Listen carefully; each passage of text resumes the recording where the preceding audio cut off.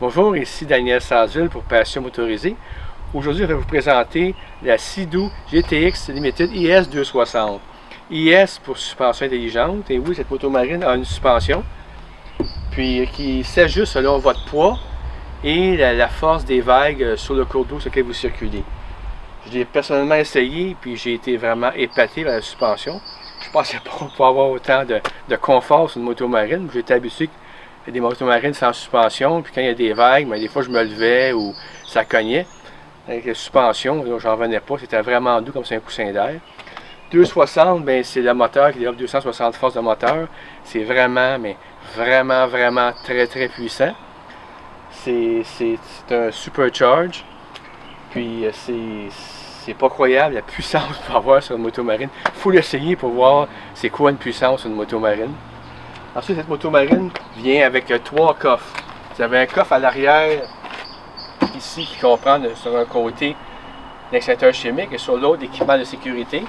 Vous avez un coffre au centre, ici, dans lequel vous pouvez installer vos portefeuilles, clés, téléphones cellulaires. Puis, il y a comme une enveloppe luxueuse en dedans pour tout protéger les objets.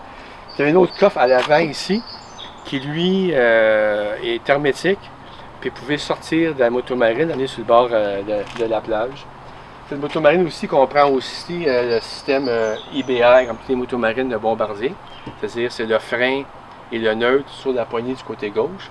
On l'a essayé sur l'eau, puis ça fonctionne vraiment très bien. Une très grosse différence, pratiquement la moitié de la distance d'arrêt. Quelqu'un qui est habitué peut peser au maximum, donner du gaz, ça arrête encore plus vite. Ensuite, vous avez le système de VTS qui appelle en arrière pour contrôler la turbine, pour monter le devant ou baisser le devant. Ça augmente, diminue la vitesse aussi.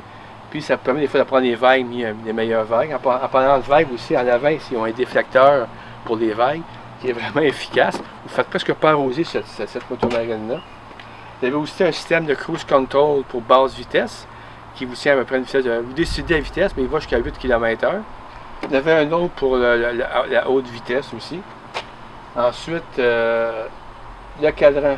C'est un cadran analogique et numérique en même temps.